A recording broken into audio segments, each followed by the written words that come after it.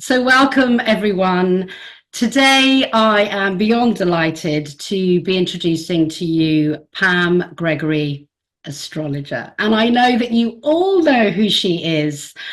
And Pam, you're so much more than an astrologer. You really are a light in the dark. And I remember actually, primarily during the COVID years, friends of mine would send me your forecasts as all of us were kind of rolling through dark night of the souls, even though we knew the trajectory overall was to bring in consciousness. I think there were moments for everyone when we were like very overwhelmed, and then your forecast would come in. And it's like having a spiritual agony aunt or something to listen to. So I do want to say, thank you for all that you do in a really heartfelt way. I really believe that you've assisted a lot of people through the last few years. So welcome and thank you for who you are. Bless you. I'm very touched by that. Thank you so much. I mean, we've all got our piece of the puzzle in this huge transition, and I'm just happy if I'm helping people. And the principles are terribly simple, really. I call myself a proud bumpkin because I'm very connected to nature. Nothing is complicated, and maybe that's why it helps people, because it's so simple and accessible. The things I talk about, but oddly, just by chance, because knowing this was coming up today, Sarita, I happened to be reading the last chapter of the book that I wrote in. Well, it's the last chapter I wrote in 2017.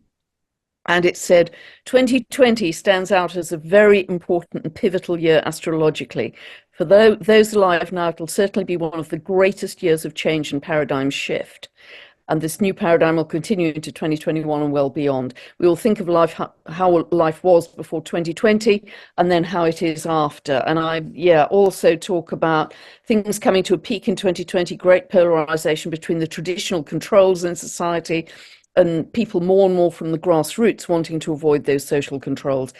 This will accelerate the breakdown of those traditional structures. And I wrote that in 2017. I thought, wow, that's not bad. Amazing. I mean, you're a true seer, actually. In my shamanic studies, part of what we were trained in was seership, and I I I feel like what I do with my work is I kind of see into people's bodies. I look at their geometry, their energy, their consciousness, and I try and show them how to heal themselves and come into the truth of who they are. And I feel like you're doing exactly the same thing, but like with these huge bodies, the stars, the planets, and you're seeing the geometry and the consciousness of all of those. And I wanted to ask you, why, in your words, do you think it is so important that these small bodies understand and work with the large bodies, especially in terms of our path of, expanding our consciousness and the ascension path, basically? Why is it so important that we understand what's going on out there? Yeah, great question. Thank you, Sarita. It's really, I think, that they give us a kind of cosmic weather forecast. And if we understand that, and if we can resonate with it, then we have cosmic winds helping us, as it were. If we don't understand what's going on, we can resist and get into negative energies of frustration and anger, and things aren't flowing properly, and I can't get what I want. And that broadcasts as a negative frequency, which attracts more lack and anger and frustration. So I think understanding that bigger picture, it's just almost like if you watch a regular weather forecast, and if it's going to be a big rainstorm tomorrow, you then have information to say, either I can stay at home for that period of time, or I can take an umbrella with me. I now have informed choice. But if you didn't know that, you might be caught short in thunderous rain. So it's in a way, it's as simple as that. But it helps us evolve our choices, I think, get to a higher state of our choices. Of each planetary archetype has specific meaning. And so if we can understand that, again, we have this cooperational resonance that goes on. For instance, if somebody is going through a Saturn transit And at work, they have a lot of work to do, a lot of bureaucracy, a lot of paperwork. If they behave as if they're having a Uranus transit and kind of leave work early, bunk off, have a row with the boss, it's not going to work out very well. But if they follow the lesson of Saturn, keep their head down, work very hard, Saturn can turn lead into gold, and they might get a promotion at the end of that or some recognition because they're following the archetypal meaning of Saturn. Equally, if you've got a Uranus transit, which is all about taking risks, breaking out of the mold, breaking up stale patterns, being much more individually creative and self-expressive, and if you behave then as if you're having a Saturn transit and just play by the rules and keep your head, you're going to miss some incredible out of the box, out of the blue opportunities that Uranus is offering you. So understanding the archetypes helps us to fulfill our potential, I think, have smoother, easier lives. I mean, not that astrologers have perfect lives, don't get me wrong, but it helps us fulfill our potential at a higher level than if we didn't have that information. So, so do you really feel, because they're, if you like, bigger bodies of consciousness, that they have a far more influential pull on our smaller bodies of consciousness? So because one of my questions for later, but it's coming up now, is, you know, can we even go against this type of momentum? Will that pull, you know, the way that the moon, you know, pulls the sea, eventually just pull us into line, whether we come screaming and shouting? You know, how much influence do you believe we have over those, or are they really, you know, is it the other way around? Because obviously we're all quantumly entangled. Have we come from those larger bodies, you know, those larger galactic systems? What's your kind of, it seems Absolutely. Yeah. I mean, it's a fact that we're made of stardust. yeah, We're made of the same physical substances as the stars. Even Professor Brian Cox says that, and he's no fan of astrology. So, and I think we will very soon start to reconnect to our galactic family. And that will be amazing. It really will, because we'll have this remembrance. And many people channel, as you know, Sarita. yeah. I mean, many people out there channeling the Arcturians and the Palladians. And so this energy is coming in right now, which is absolutely wonderful. So it's an interesting question that you ask, because in yes, of course we have free will. I very much believe we have free will, because your birth chart is your unique sheet of music, and we can either butcher that and make an absolute pig's ear of it, or we can play it magnificently in the world and have a really big life and help a lot of people. And over my many years of study, I've sort of seen how that's played out. In fact, I remember two men in particular, and their birth charts were very, very close in time and geography. And they'd had very parallel patterns in life. They got married at the same time, they had children at the same time, they were both very involved with music. But one of the chaps was teaching music at the local comprehensive school, and the other one was actually part of an international philharmonic orchestra, traveled all over the world. And this was not my judgment, because it's not up to me to make that judgment, but the chap at the local comprehensive school really felt he hadn't fulfilled his potential. Yeah. So I think it comes back to how fully and magnificently we can play the music. Now, but you then get on to a bigger question of recognizing that the birth chart is merely, it's both at the same time, it's an inner map of your psyche, and it's a map of the heavens at the same time. So it's an in here and an out there at the same moment. So the microcosm and the macrocosm. And then it starts to blow your mind a bit and sort of fall out of your ears. But if we take it one step further than that, I mean, in the ancient sages and even the Buddhist belief that there's no out there, Yeah. objective reality, it is merely our projected subjective reality. And so is there really an out there, or is everything, is the entire universe, the entire cosmos inside us, and all of that is just a hologram? Am I making sense, Yes, Sarita? I mean, this is what I teach. I teach that we're living in a holographic reality and everything is within us. And so this leads on to another question, really. So everything leads within us, and we have these electromagnetic fields around our bodies, which I believe contain our projected reality. And what's happening is they're kind of in the non-ordinary realm or the invisible realm. They're connecting and speaking to one another. So that what's happening is that we're drawing into the people and places and events are those resonant frequency matches to what we're emitting. So then that leads on to the question, if well, I've got loads of questions for you, but how much do you think, you've written on your website, that I can't remember what it is exactly, the astrology is already reflecting our evolution of consciousness. But how much do you think you're influencing your readings? And is it because, you're emitting this idea that we're in an ascension process?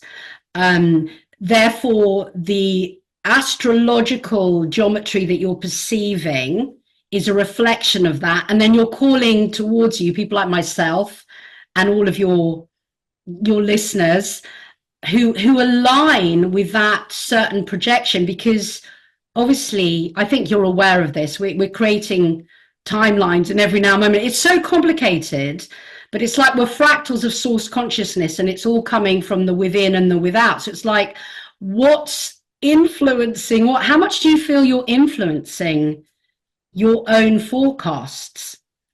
Yeah, that's a great question, actually. And yes, just to echo your point, we can only experience things in our life that we are a frequency match to. Everything has Absolutely. to be a frequency match because the universe is just a mirror. And that's a very good question. And I've never been asked it before. And I actually feel a huge responsibility in what I say, because I know people follow me, and in tough times particularly, whether it's a doctor, well, perhaps less so these days, but if it's a person in some kind of authority, you kind of hang on every word. Every word is a weapon, if you like. Every word It's is true. charged. So I'm very, very aware of that level of responsibility. And it's not in my nature to be a gloom and doomer. I'm a relentlessly optimistic person. But there is latitude in every planetary expression, every piece of planetary geometry, there's latitude. Now, I could focus on the worst case manifestation, but why would I do that? Yeah. So I will always, because it's in my nature, and because of the situation we're living in the world and have this incredible, unique evolutionary opportunity right now, why would I do that? So I am going to explain and enlarge upon the best possible manifestation. And if I'm influencing a lot of people, I mean, bring it on. Because every single one of us has a part in altering the morphogenic field. And by the laws of physics, and I say this about my incredibly simple 15-minute meditation on a Sunday evening, 7 o'clock UK time. And I didn't want Zoom links and admin and all the rest. It was an idea that people come together all over the world as if they're holding hands. They set a clear intention to bring in a more loving, abundant new earth. People are having amazing experiences. I just want people to feel love, joy, compassion, peace, gratitude, all of those wonderful emotions. And people are starting to see that we're becoming like Sufi dancers. We're all connecting because we're on a similar frequency, people who follow my work.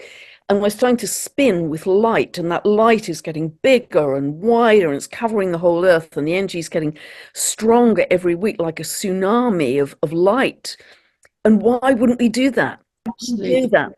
So because of my relentless optimism, I am going to keep banging that drum of, look, this is the biggest evolutionary opportunity we've had in any lifetime.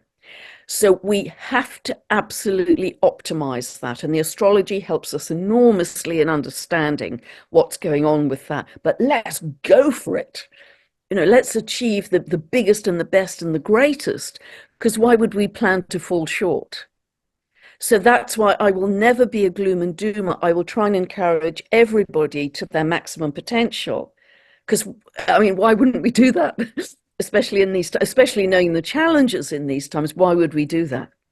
Yeah, well, I mean, I think the thing is that, well, that's a complicated thing, isn't it? Because there are many people who are, if you like, programmed or traumatized in certain ways, that they're unconsciously creating negativity, even though I don't think it's any human's life path to want to do that. And I think our natural trajectory is one of evolution. That's Yep. it. We're all evolving, aren't we? However, if we haven't on a personal level dealt with our shadow aspects and the deep unconscious and where we've come from with all of this programming, and obviously I'm sure all of your listeners and mine too are aware that there's another agenda going on, which I believe is actually just it's kind of squeezing us into the light, because then we're getting the opportunity to look at the contrast and then choose one or the other. But I think for many people, it's not even, they're not even aware that they can choose a positive path, because they are running on the unconscious all of the time. And I think much of what we're seeing is the unconscious shadow kind of rising up and making itself known to us so that we can transmute it, if you will. Absolutely. I think, Absolutely. yeah, you must have in your past life already done a certain amount of the work. Past life or in this life, Pam, you know. I'm going to choose a lifetime of cruising next time for sure. Absolutely for sure. And yes, what you say is absolutely right, Sarita. We only grow through the contrast. Yeah. We only grow. It's like shining a bright light into dark corners with cockroaches and beetles and cobwebs and nasty things that we didn't see before. And I think that has to happen in order to propel us into something better. That's absolutely essential, because if it was easy peasy, before 2020, we were rumbling along in a reasonably comfortable existence, at least in the Western world. So there was no need to really make any kind of evolutionary jump. It was same old, same old. We had a good job, we had status, we had title, we had money, blah, blah.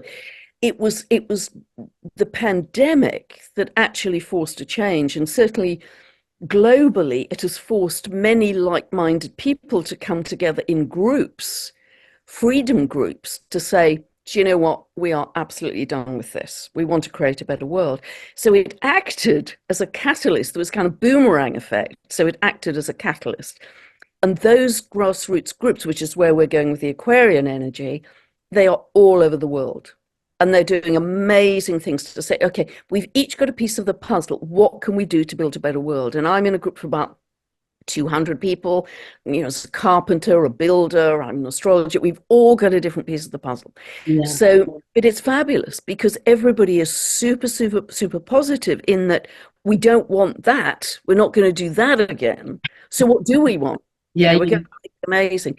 So, and that I don't believe would have happened without COVID. And COVID was clear as day. That Saturn-Pluto conjunction on the 12th of January 2020, I was seeing jackboots on the tarmac. I was seeing contraction, lockdown. It was sort of echoes of Nazi Germany. Didn't know what. I never know the detail of the events, but I thought, wow, something huge coming. But it was a necessary catalyst. Yeah. And yes, I very much agree, Sarita, that there are many people who haven't sort of worked through their stuff. I mean, I've had some very, very tough decades in my life. I was ill for 39 years and only got my health sorted out about 6 years ago. There was a lot of fear for decades. It's just tons of stuff. I would not have felt I was responsible and clear and clean enough to have this YouTube channel then. I wouldn't have been useful. I wouldn't have been helpful. So I've had that strong sense of responsibility, and I'm glad I waited to get through all the kind of rubble of it. And actually, this is the best time in life for me, even though a lot of time has passed.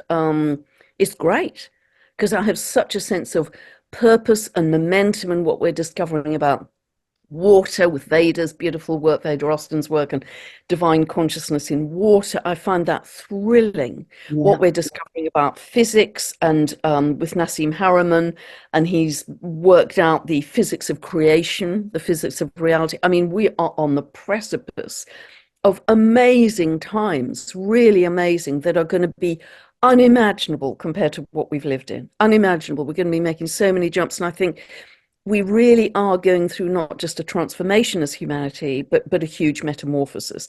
And that doesn't mean to say that there won't be some challenging times, particularly in 2024, I think, because it's a year of really smashing out the rest of the kitchen cupboards.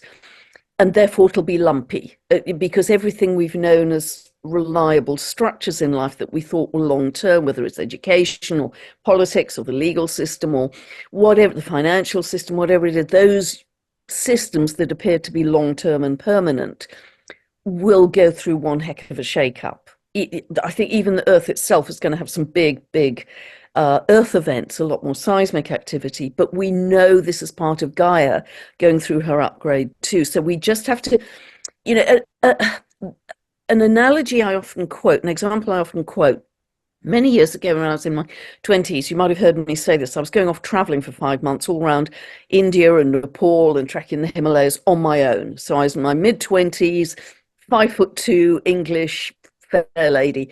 So I thought I'd better do some basic martial arts just in case, and I actually needed to use them twice, in fact. Oh, so wow. I'm very glad. So, but it was a very basic series of weekends, and essentially it was just about using your weight and your balance and how to deal with any hostile situation. But one of the things they taught us was how to break a quite thick builder's plank. Big builder's plank.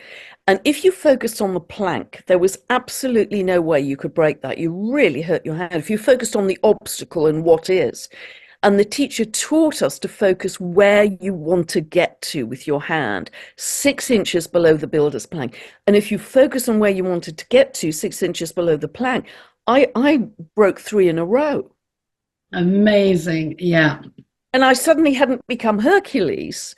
I just shifted my point of focus. Absolutely, because there's no matter anyway. Well, I mean, there's very little matter in the universe. It's all energy, isn't it? Absolutely. So, yeah. And I think with the corona, I mean, there's a reason it was called, the crown.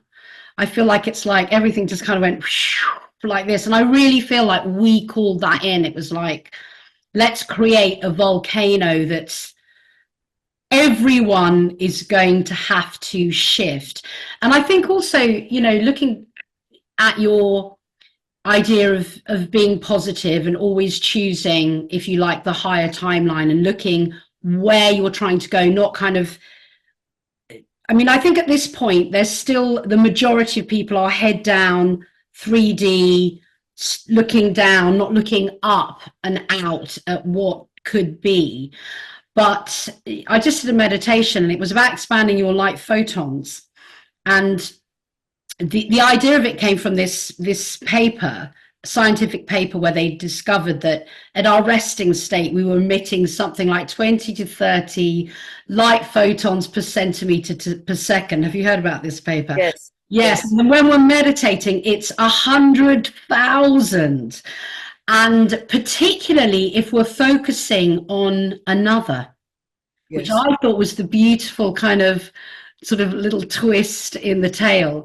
And I think what Corona did is it started to get people to reach out and focus on one another and to see where we needed to go and to begin to look up and out.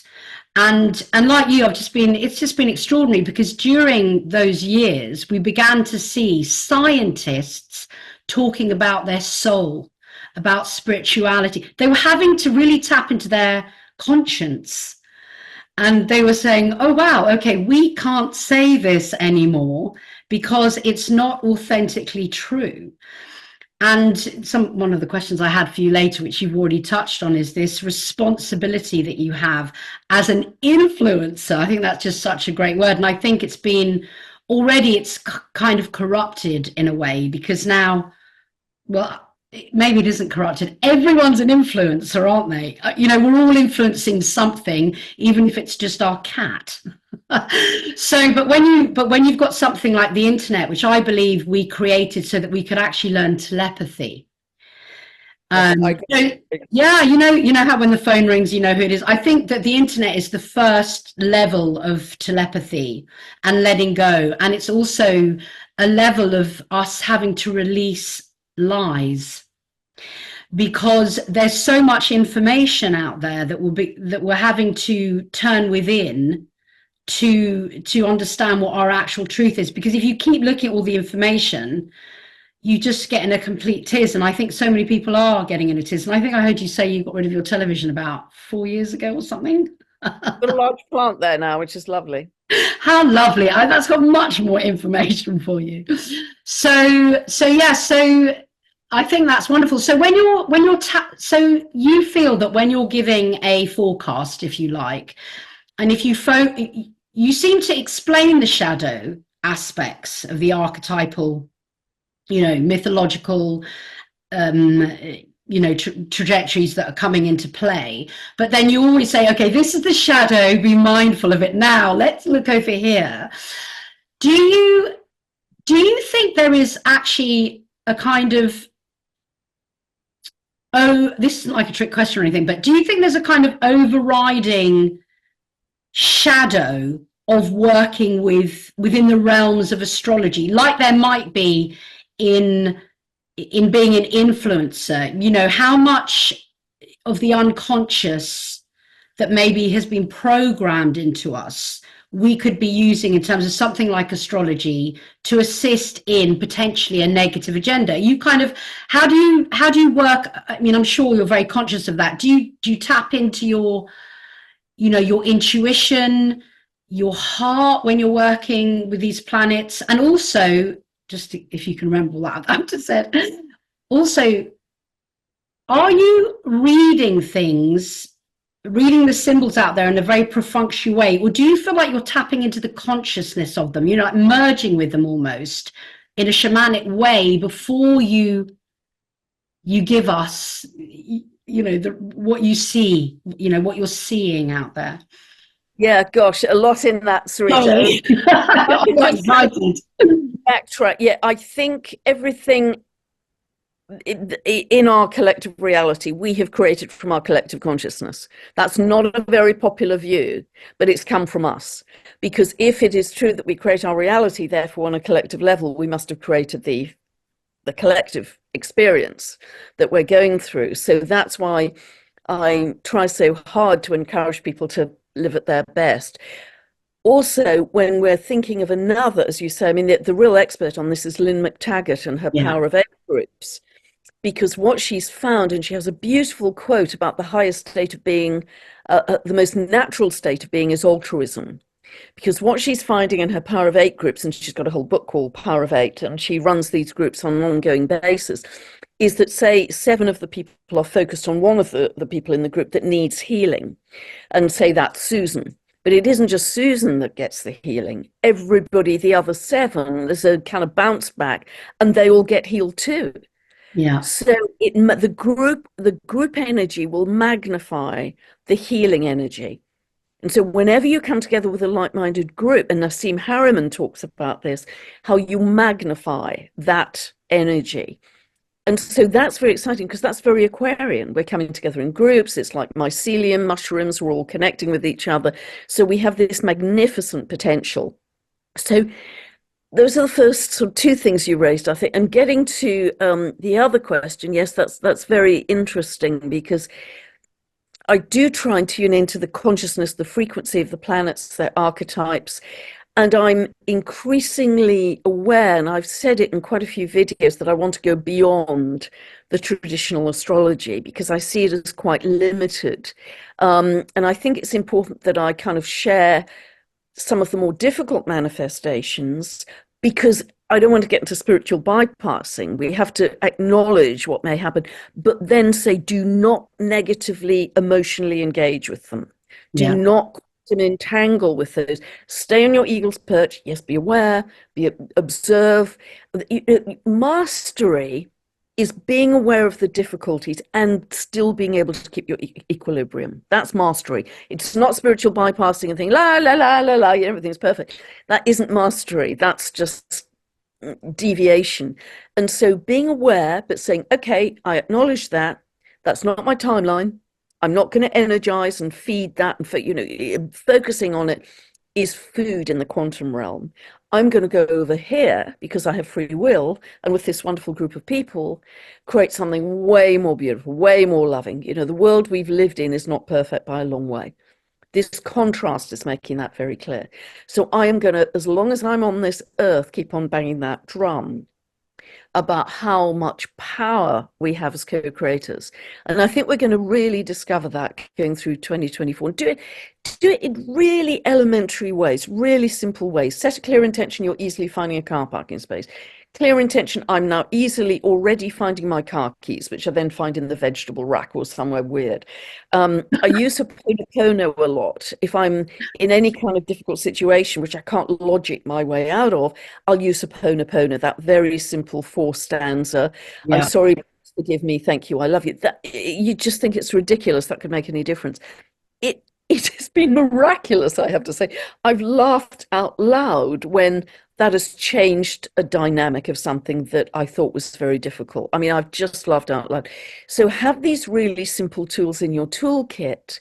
Live with more intentionality. Be very aware of the energy, the frequency that you're broadcasting. I really catch myself now if I'm going, no, we're not, you've done that to death. We're not going to do that again. And so I'm much more conscious of when I go unconscious. Much more. So if I'm on a negative, so that's not going to work very well. Last time you tried, didn't we? I will flick it into, wow, look at the sky, look at the light today. And I've got my rolling mantras. I'm the light, I'm the love, I'm the truth, I am. I'll flick it, and I live in a world of magic and miracles. Miracles work for me. So I'll flick instantly into one of those, and I'll keep rolling it around my head like rosary beads, because it will get me to a better state and stop that negative unconscious run. Yeah. So I'm quite like a thought policeman. And I think becoming conscious of your unconscious is the first step. Really. It's very hard. When you first begin, it just feels insurmountable, doesn't it? Because you start to see all your thoughts and you're like, they're just enormous. And I don't know if you've experienced this as well. Sometimes I get thoughts in my head or images that I know are not even mine. Where on earth are they coming from? Because obviously we are unconsciously seeing much more of the visible light spectrum than we're conscious of. So there's a lot more out there. And as we become more aware of the unconscious, that obviously expands. But when you beginning to master your own thoughts, it's a good few years of hardcore self-analysis and mastery and rising above. So yeah, I'm glad you've mentioned that. How do you, well, I'll let you finish. Just to say, Sarita, as well, dead simple thing you can do to get you into the habit of this, and I say it so often, stick Post-it notes on your fridge, your bathroom mirror, your kitchen cupboards. What are you thinking about? What's your frequency? Just to get you in that habit of where's my head now?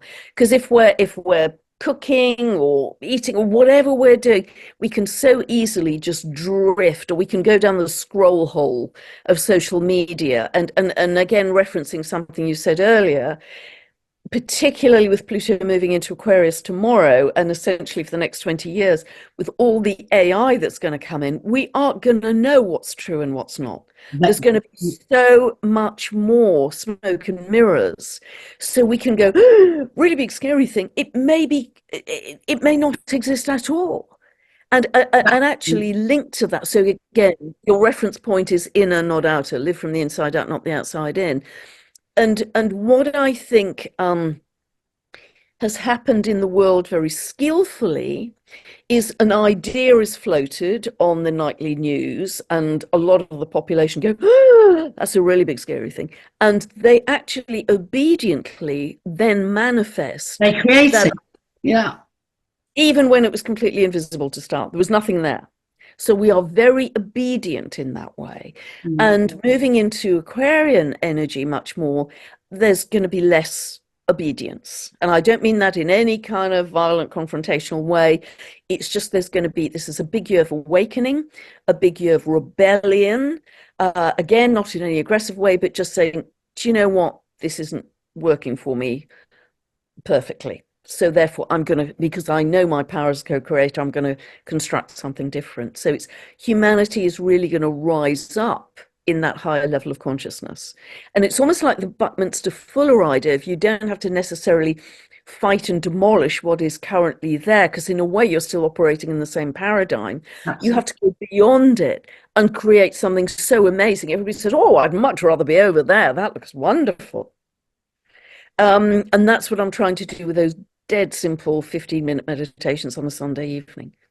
Yeah, I think that's beautiful. And talking back to the whole Lynn McTaggart thing, is I do a lot of shamanic ceremony, and what I've discovered, excuse me, is that when you're in a group, I don't know, doing some kind of vast ceremony, what generally happens is you've got this exponential increase of energy and intention, because obviously the more you put in is the more you get out. But what I found is if one person in the group is, let's say, unconscious about an aspect of themselves that needs healing, the others won't be. So theirs gets healed, and then they're reflecting something that you're unconscious about, and they heal yours. And that's why there's this exponential increase, because together we have more conscious aspects.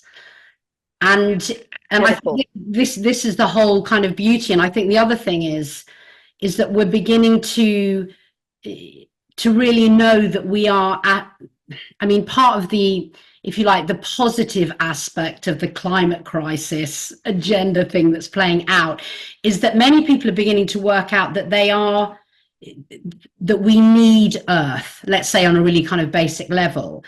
But for those of us on this path, we're beginning to understand that we are Earth. That's a kind of very different thing. We are part and parcel of the consciousness of that. And there's a kind of group escalation. It's like, is Earth elevating us? Are we elevating Earth? Like, what's happening? There's a kind of beautiful, exactly.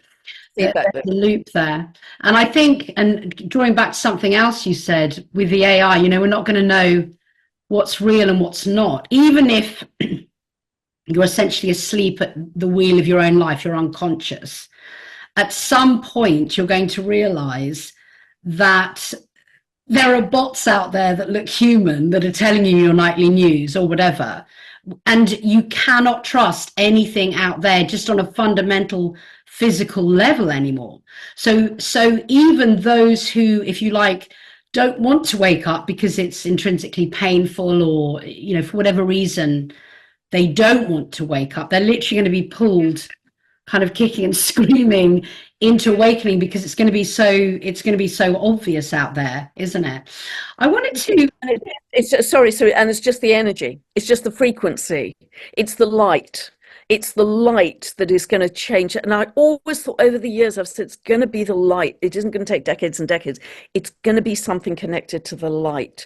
And this very high frequency of light, there's more light on the Earth apparently than we've ever had before, because we're moving through the photon belt and part of the ripples in the galactic current sheet. So this is so exciting. So even if people don't study stuff in the way that you and I and lots of other people do, they're going to be carried, many of them, on this wave of light, which is so incredible. And yes, we are all at one. The dwarf planets, so many of them have this, like Homer has they have this shamanic connection. They have this deep instinctive connection to the Earth. And I'm always reminded of Lemurian times when everything was oneness. They saw themselves as light beings that were all part of a oneness connected to the trees, the animals, the birds, the slugs, the snails, the earth, everything, the cosmos, everything was one consciousness. And I honestly believe that's how it is. I honestly do.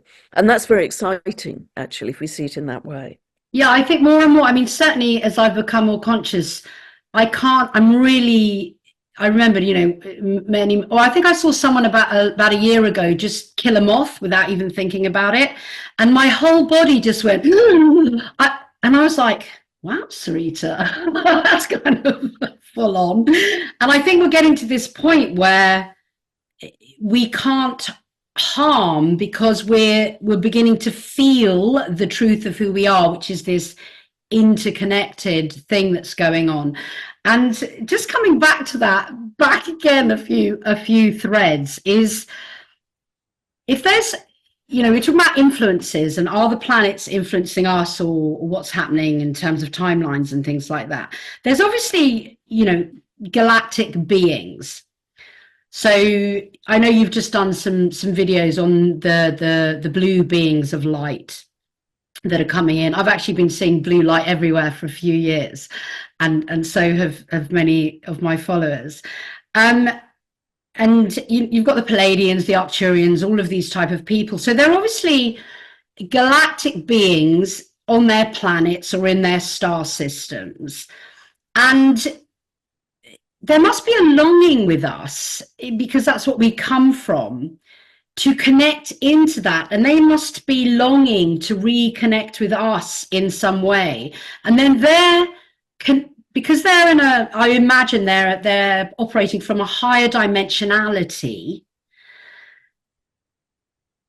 they must be pulling us as well in some way. I mean, do you get a sense of this when you're doing your forecasts? Yes, I do. And I think everybody's psychic sensitivity is increasing.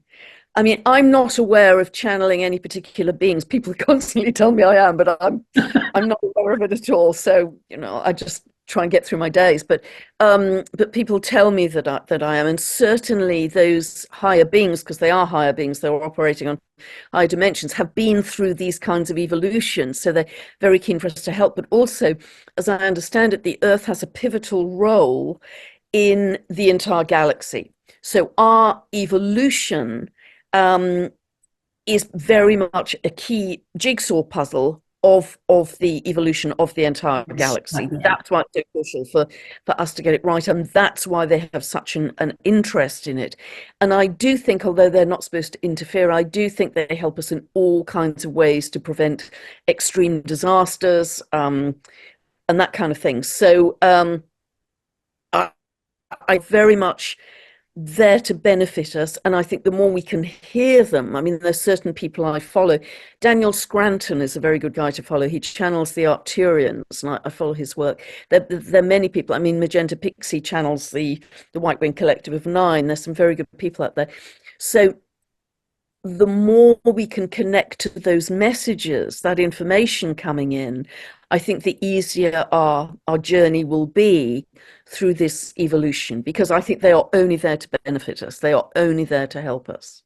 Yeah, I would agree. So going back to, well, there was a piece of that you kind of answered and didn't answer. Do you feel like you're kind of merging your consciousness when you're doing your astro?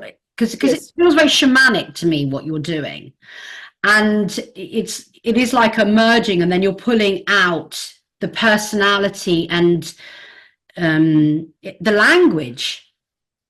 Yeah, and translating it for us. yes, the dwarf planets particularly have this connection. I'm so connected to nature. Nature's always been my go-to place, my sanctuary, my touchstone. But yes, particularly when I go off-piste in those videos, when I say things I wasn't planning to. I'm not just talking dates and degrees and minutes where, well, I don't know where this came from. Particularly when I kind of have those free-flowing bits, I don't know where they come from. Oh, And those are the most helpful pieces. Everybody said, I don't understand a word of the astrology, but what you said there was really helpful. So that's when I feel the consciousness of the planets really coming through, particularly the dwarf planets, because there are our higher octave of consciousness where we're headed to. And there's going to be so much, Sarita, of the out there that is going to come into us. We are going to go through absolute quantum leaps in our consciousness. This year is going to happen really all the way through the year, but April is a particularly big month for that to happen, where it's kind of boom, paradigm shift. And they are going to just keep on coming this year to get us to a very different place in the next couple of years. And if you, yes. Yeah, sorry. No, that's it. I'm done. Yep. Yeah. So, and as far as I understand it, there have been new sort of I think the dwarf, I really don't know much about astrology, but the dwarf planets that have been coming in are new, and there's other planetary bodies and star systems that have been coming in that are newer. And so when you were talking about that you feel like astrology is changing, do you feel like that, just like we are, becoming more aware of astrology on a multidimensional level, like we are becoming aware of ourselves as multidimensional beings? 100%, 100%. And it's not that they are new, they've been there forever. It's that our perception has opened up, because most of these dwarf planets were discovered round about the turn of, 1999 going to the early 2000s. So they've only been discovered for around 20 years, which is an absolute drop in the bucket for astrology. Yeah. That's for, thousands of years. And it is not that they are new, is that we have a new perception. We have a more expanded multidimensional perception. And there's so many of them out there we've yet to discover. It's partly because our consciousness has shifted, it's partly because the telescopes are better, but it's also partly because our consciousness has shifted to enable us to start to accommodate them, to integrate them into our consciousness. So again, we have this microcosm, macrocosm thing going on. And there's a wonderful astronomer called Mike Brown, who lives in Tucson, Arizona, who has discovered many of these. And thank goodness he has a very good understanding of mythology. And so therefore he always gets the time, the day, the exact discovery time. So we've got a chart, a discovery chart, but he also seems to choose the name linked to myth, which perfectly reflects the symbolism we start to see playing out in people's birth charts. It's quite remarkable. And of course, there's no surprises there. Everything is synchronicity. So that's very helpful. And again, that's no surprise that he is discovering a lot of these. So yes, it gets very exciting because they orbit largely beyond the orbit of Pluto. They're out in deep space. And so we're shifting from the kind of personality planets, the bread and butter planets, the personality planets, to a different state where, if you talk to a North American Indian person and ask their name, they won't give you their personal name. They will give you the name of the tribe, the soul group that they're associated with. So we are going to go beyond this age of individualism, which has been so strong for material territorialism, to identify more, and I mean this in the most positive way, with group consciousness. With a group consciousness that is multidimensional, it's high frequency, it's full of light, it's full of creativity, it's full of compassion, it's full of love. I don't mean groupthink in the way that the shadow sanctuaries can. So this is where we are headed, and that kind of community collaboration is absolutely bullseye in Aquarian energy, and it's very much linked to the work of Lynn McTaggart, Joe Dispenza, Greg Braden, etc., etc. This is how ancient cultures used to operate as well, with the complete support of the tribe. When babies are born, they sing the song of the baby. The whole tribe gets together. It's beautiful, that kind of community support. They are equally a family of frequency. So, and because in our modern society we felt much more separate than that, in a very simplistic way, that's what I'm trying to create with my viewers. That's interesting, because you're like, those are the standard astrological aspects have been the personality, which is kind of the ego, isn't it, in a way. And now we're going out into the deep space, the source consciousness, and seeing what's really out there. I wanted to ask you about timeline splitting. Now, obviously, I feel that we're creating a new timeline in every now moment, but on a collective level, certainly I and many seers, and I think you have alluded to this as well, please do correct me if I'm wrong, that there is a definitive timeline split.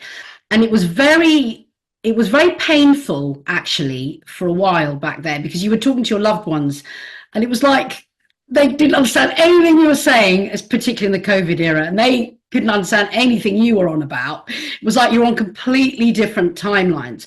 And what I've seen or felt is that they have split now, and the gap between there's no bridge now.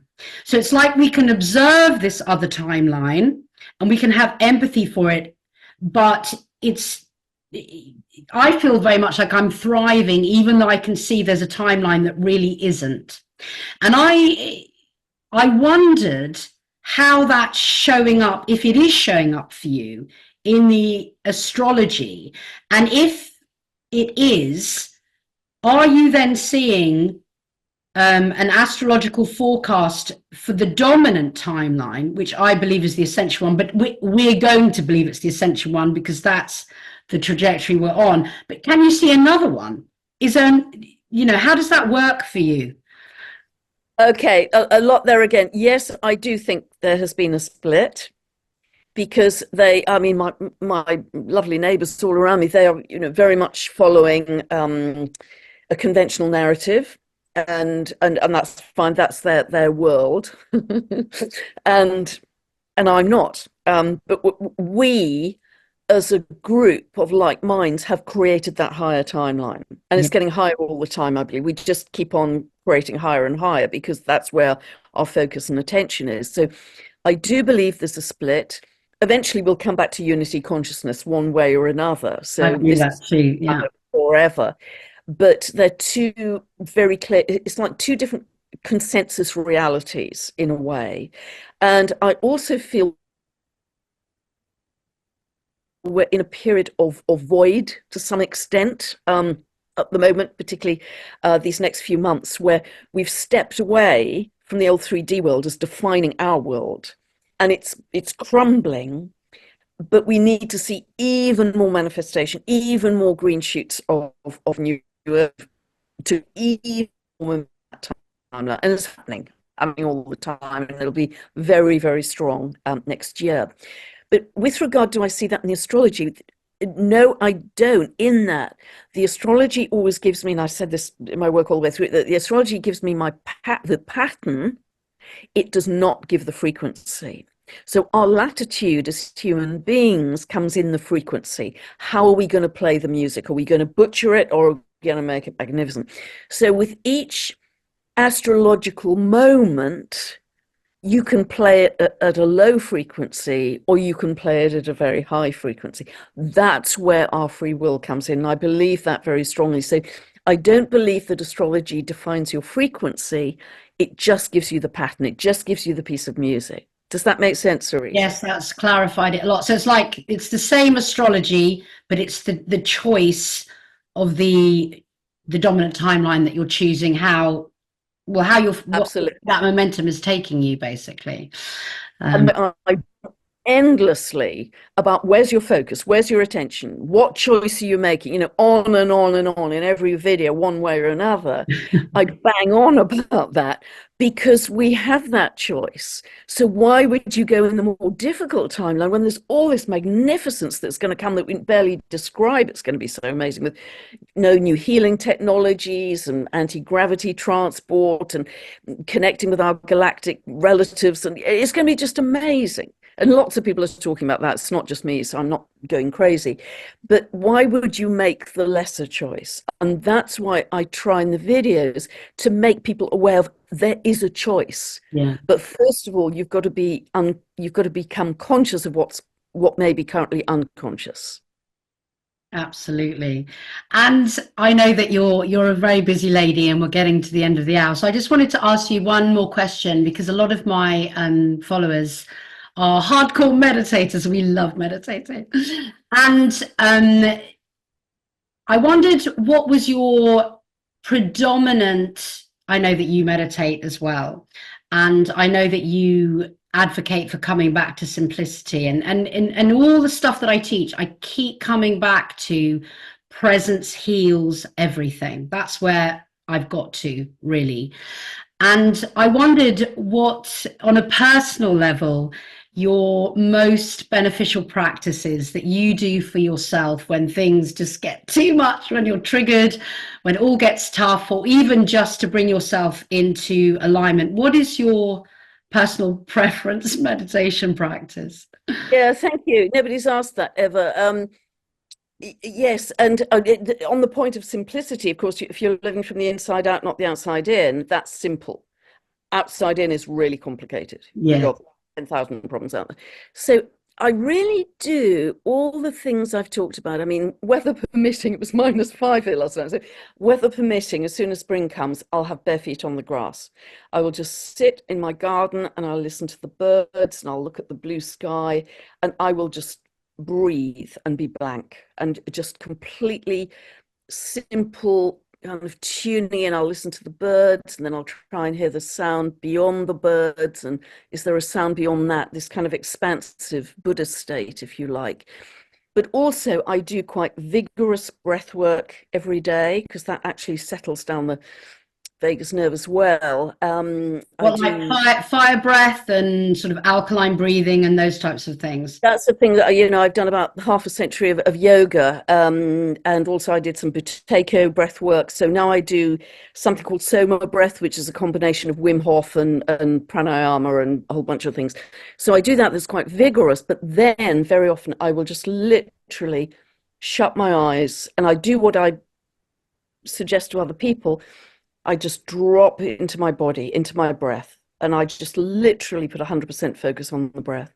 And I just watch and feel how that brings down cortisol levels, crazy busy mind, just warmth. And I will literally just put 100% focus on the breath and I'll just watch it slow and deepen. And I can feel bliss coming in. The more I do that, I just feel bliss. I feel complete bliss.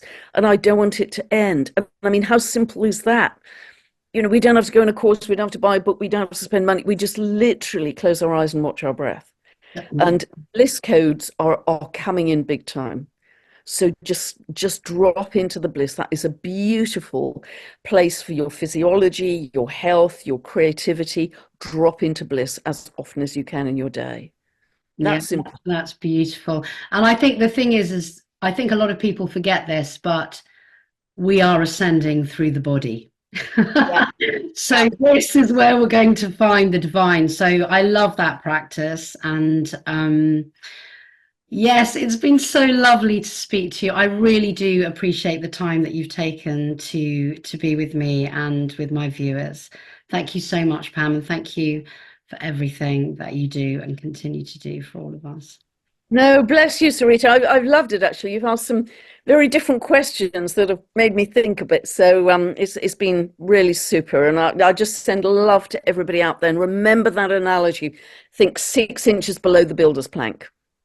And it's much easier. Focus on where you want to get to. Don't focus on the obstacle. Focus on where you want to get to. And we'll come together and we will rock it. Oh, we're rocking it. It's happening. Thank you so much, Pam. Yeah, love to everyone out there. Thanks for listening. Thank you.